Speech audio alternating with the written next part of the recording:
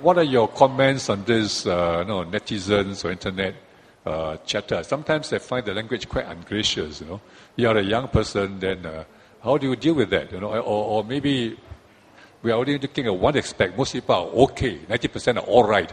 It's only the 10% which is quite troublesome, you see.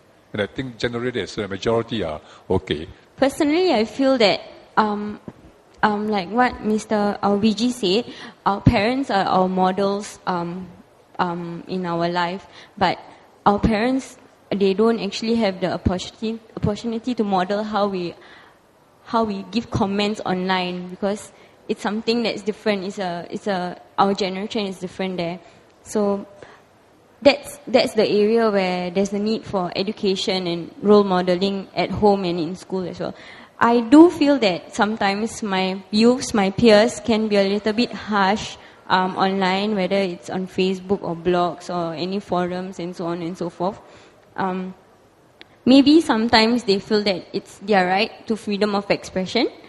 Maybe sometimes they feel that it's the only time they can actually give their comments and their concerns or whatever it is that they have, because as you can see, even right now, not all youths have the time to attend a conference or a seminar or a symposium. It's evident right here. You can see most of the participants in this conference itself, we are more of the elderlies and so on. So sometimes they feel that that's the only avenue they have. But it is important that, especially with the Seed Kindness Fund that we have, maybe some schools can start up some online graciousness program that can be available to our younger generation, maybe the teenagers in secondary schools and in tertiary institutions and even in primary schools. It'll be great. And at the same time, there can even be parental programs on online graciousness for your child, which would help for the parent to connect at the same time, the social connection that's needed between parent and child to model how to be gracious online. Online is something that all of us encounter. As a politician, you get whacked every day online. And it is very difficult. It is something that I think we cannot mandate. We can talk about it. You talk about it, then you see the government want to control internet again. Well, I will say this. It is not, again, it is an individual thing. I do not think we can mandate. I think we can establish some broad rules, but we can talk about it, we can encourage. But this is where, again, every one of us here, I think some of us are online. When you put your postings, watch how you post. What you say, how you say it.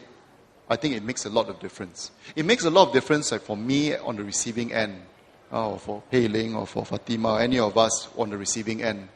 Because there's a real person behind that name, And we just go there and anonymously tear the person down and we feel good about it. But it's not just an individual. My wife reads the posting. Our families read the postings. After a while, I suppose we get used to it.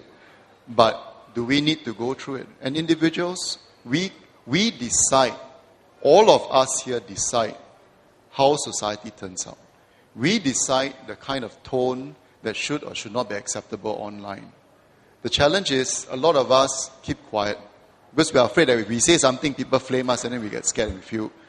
But there will be those who decide to speak in their own way. But there are many of us who may not agree. And I think in the same way, Singaporeans need to speak up and need to assert their own space. And that's when we begin to determine what exactly do Singaporeans want. And I think in your own way, you shape the conversations. Because the young people will be reading your conversations. And that will also determine how they begin to learn that there are many different ways to communicate. And we leave it to them, hopefully, through the guidance of the family, through school, friends, and so on. They can guide them on the correct way to do it.